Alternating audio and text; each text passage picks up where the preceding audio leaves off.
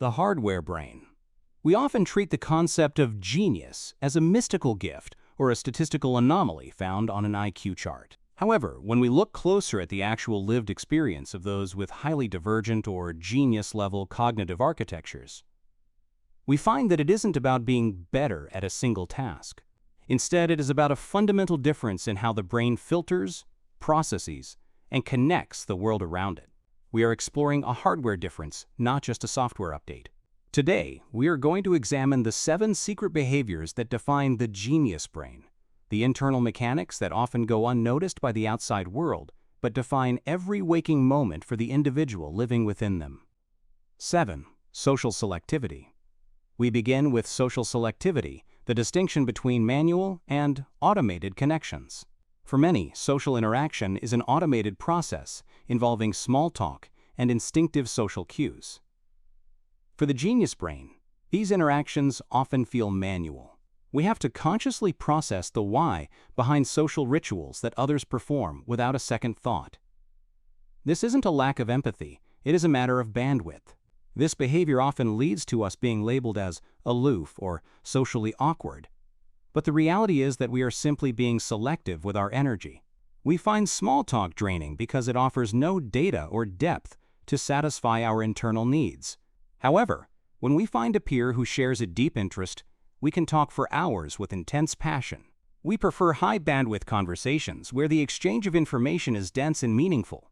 If a connection doesn't offer depth, we may struggle to find the point in maintaining it, leading to a small but incredibly dense social circle. We don't seek many friends, we seek profound understanding. 6. Autodidactic obsession. Next is the autodidactic obsession, the need to scratch the missing knowledge itch.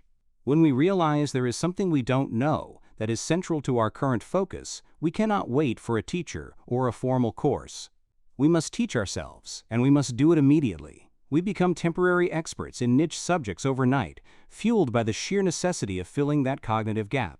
This is self-directed learning taken to an extreme. We don't just learn a subject, we devour it. We find the primary sources, we experiment, and we dismantle the components to see how they fit. This behavior ensures that the genius brain is always evolving, but it also means we are never truly finished. There is always one more book, one more experiment, or one more piece of the puzzle that remains hidden. This obsession is what allows the genius brain to stay ahead of the curve, but it also means our free time is often spent in a state of intense, self-imposed study. 5. Nonlinear problem solving. The 5th behavior is nonlinear problem solving. Most people approach a problem by going from point A to point B to point C. We, however, often see the wall as actually being a door. We don't think in straight lines, we think in constellations. We might start at point A, jump to point Z, and then work our way back to the middle to see how the two ends meet.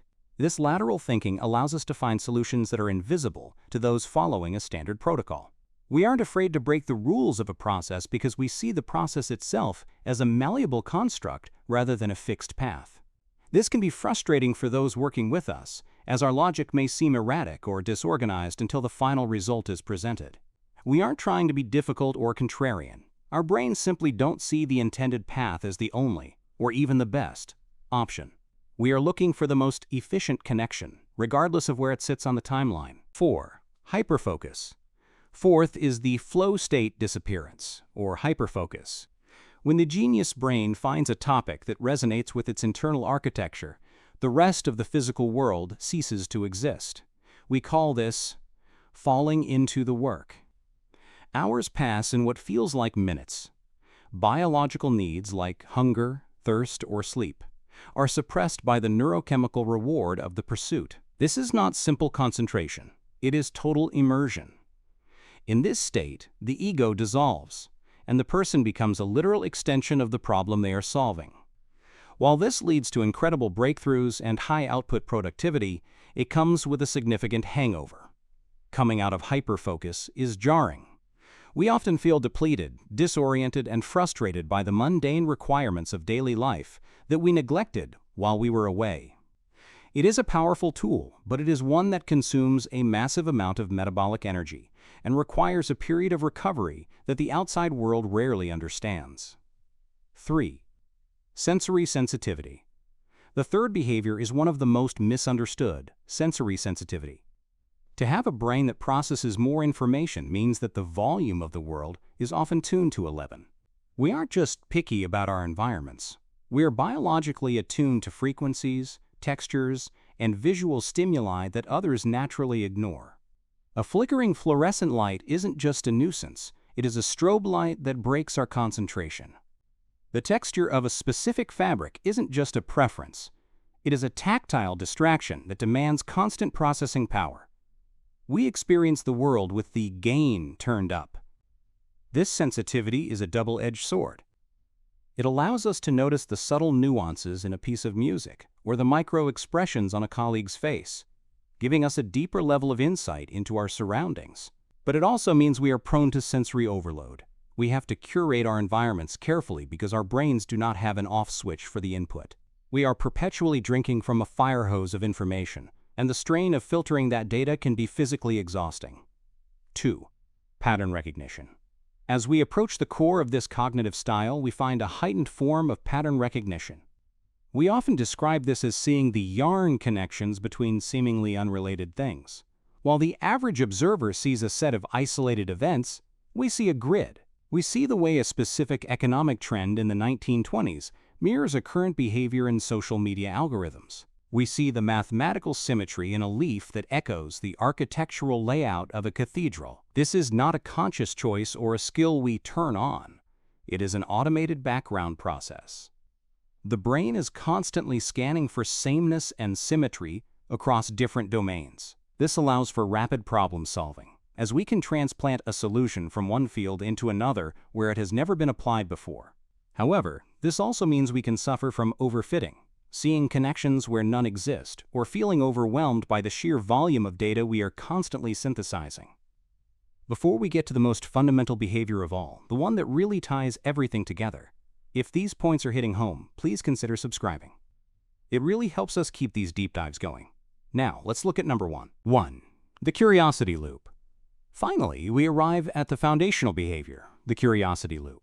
For most, curiosity is a means to an end.